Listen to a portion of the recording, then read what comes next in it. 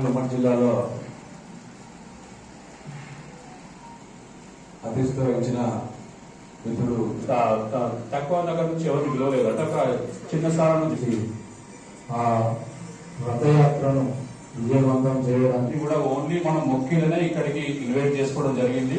కాబట్టి స్టేజ్ మీదకి పిలవలే దేశాలు ఇవ్వాల్సిందిగా కోరుతున్నాం.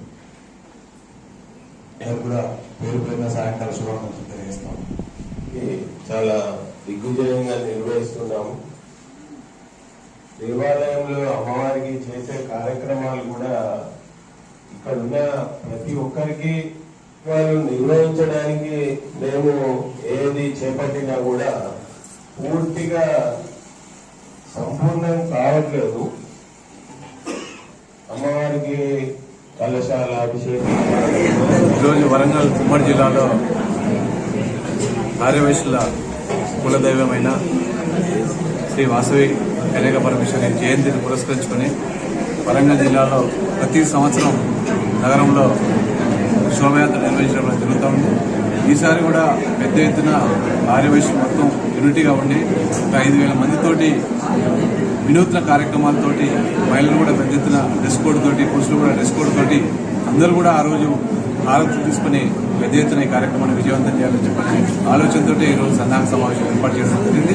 ఏదేమైనా ఆర్యవైశ్యులు మొత్తం కూడా ఐక్యంగా ఉండి ఈ కార్యక్రమాన్ని విజయవంతం చేయాలని చెప్పని పక్క రెండోది ఆర్యవైశ్యుల ఆ ప్రాంతం నుంచి పోతున్నప్పుడు కూడా ఆర్యవైశ్యులు మొత్తం ఇచ్చేసి మహిళా కుటుంబ సమేతంగా ఇచ్చేసి మంగళారతులతో పాటు అన్ని కార్యక్రమాల్లో విజయవంతం చేసే విధంగా అందరూ కుటుంబాలు పాల్గొనాలని చెప్పి కూడా విజ్ఞప్తి చేస్తాం. సాయంత్రం 5:30 పోచమ్మగూడ నుంచి స్టార్టింగ్ రాత్రి 10:30కు అమ్మవారి గుడి గోపాలస్వామి గుడి పక్కకు వాసవి కన్యక పరమేశ్వరి అమ్మవారి గుడి ఉన్నది.